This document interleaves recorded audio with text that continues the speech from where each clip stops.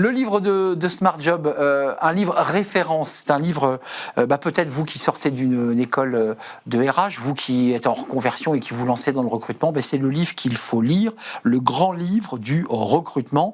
Et j'accueille son auteur, Alain Gavant. Bonjour Alain, ravi de vous accueillir. Alors, quand je dis le grand livre, d'abord c'est le titre de votre ouvrage, mais quand on le voit là physiquement, 600 pages, 200 pages ensuite qui sont aussi en prolongement sur Internet, c'est un travail titanesque. Vous avez décidé de prendre de A à Z la question du recrutement. Est-ce que c'est bien ça, la promesse ? Oui, tout à fait. Au départ, je voulais juste réviser le livre que j'avais écrit il y a 10 ans. Et en fait, je me suis rendu compte que tout avait changé depuis.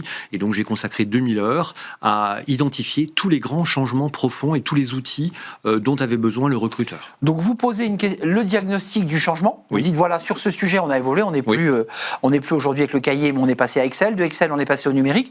Et là, vous apportez aussi, pour ceux qui l'auraient comme livre de chevet professionnel, des solutions. Alors, des solutions à la fois dans le sourcing, c'est-à-dire la recherche des candidats, dans l'évaluation, l'usage des tests, comment l'IA modifie les pratiques de recrutement, quels sont les acteurs, quelles sont les études qui viennent valider les bonnes méthodes.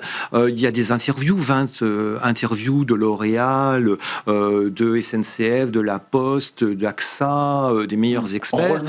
Les rôles modèles. Donc, en fait, c'est vraiment une somme. C'est le livre que j'aurais voulu lire il y a 20 ans quand j'ai commencé le recrutement. C'est ça, c'est le livre dont vous avez besoin lorsque vous démarrez une carrière et que vous cherchez finalement les bons outils pour éviter les grandes erreurs. Dans les grandes transformations qui percutent le monde du recrutement, quel est votre secteur ? Alors, vous avez eu un cabinet, vous êtes aujourd'hui expert.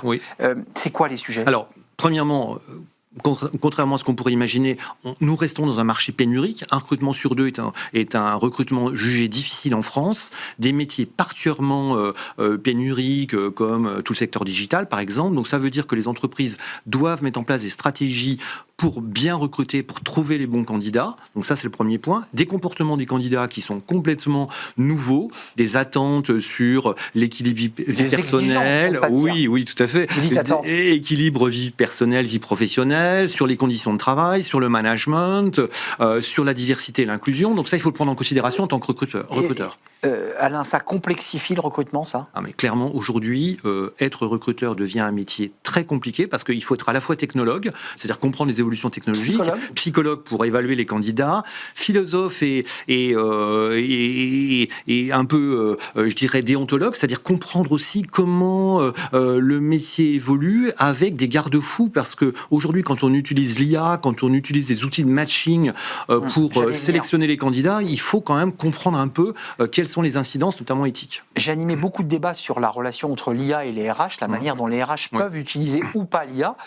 J'imagine que ce sujet traverse votre ouvrage. On aura toujours besoin de l'humain et des recruteurs, ou est-ce que l'IA peut tout régler ? On se souvient d'Amazon, avec le biais du recrutement qui ne recrutait que des hommes de mémoire et qui avait oublié de recruter des femmes.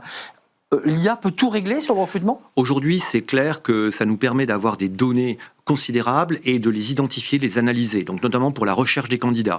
Après, il faut être vigilant sur toute la dimension matching, c'est-à-dire comment est-ce qu'on sélectionne les candidats. Si c'est automatique, sans intervention humaine, ça peut être extrêmement dangereux. Donc il faut des garde-fous, et d'ailleurs le législateur, notamment européen, a mis en place toute une série de directives européennes sur l'intelligence artificielle.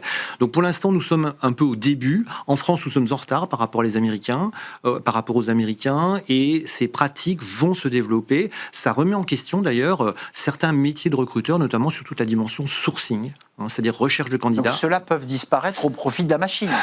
Il y aura certainement des automatisations qui vont être vraiment très importantes. J'ai le sentiment, vous dites il y aura, j'ai l'impression qu'il y a. Il commence déjà à y avoir beaucoup de remises en question, effectivement, des pratiques, parce qu'on a des accès.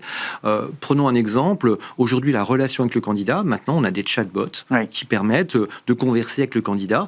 Et au lieu d'avoir des candidats frustrés qui ne peuvent pas joindre le recruteur, on a des outils avec l'IA qui permettent d'humaniser un peu, entre guillemets, la relation candidat. Également, également, il y a des champs très importants sur l'évaluation des candidats. Alors, il faut être très prudent sur ce sujet parce qu'en termes d'évaluation, des outils automatiques, par exemple, qui vont analyser le comportement, les expressions corporelles, semble-t-il. C'est interdit si c'est automatique, mais il y a beaucoup aux États-Unis d'expérimentation sur ce sujet. Aux États-Unis. En France, la CNIL dit c'est illégal, car ce sont des jugements automatiques qui ne sont pas fondés scientifiquement. Parce que ceux qui nous regardent ne disent pas. Aux États-Unis, on utilise effectivement les morphines et l'analyse comportementale. Ce livre, il est essentiel. Je vous invite à vous qui vous intéressez au recrutement, vous y plongez. On prend ce qu'on a envie de choisir, évidemment, en fonction des métiers que l'on fait et des besoins que l'on a. Merci à vous, Alain Gavant, auteur de ce livre. Et puis, il y a 200 pages sur Internet qui est prolongeant. Qui sont évolutives, d'ailleurs, puisqu'elles seront actualisées tous les ans. Et que vous faites vivre. Merci à vous, Alain Gavant, consultant en recrutement et auteur de ce bel ouvrage, édité chez Erol. Merci à Nicolas Juchat, merci à toute l'équipe qui m'accompagne, Pierre Loup à la réalisation, merci à Fabien au son, merci à vous de votre fidélité pour tous ceux qui nous regardent et qui sont fidèles. À très très bientôt, bye bye.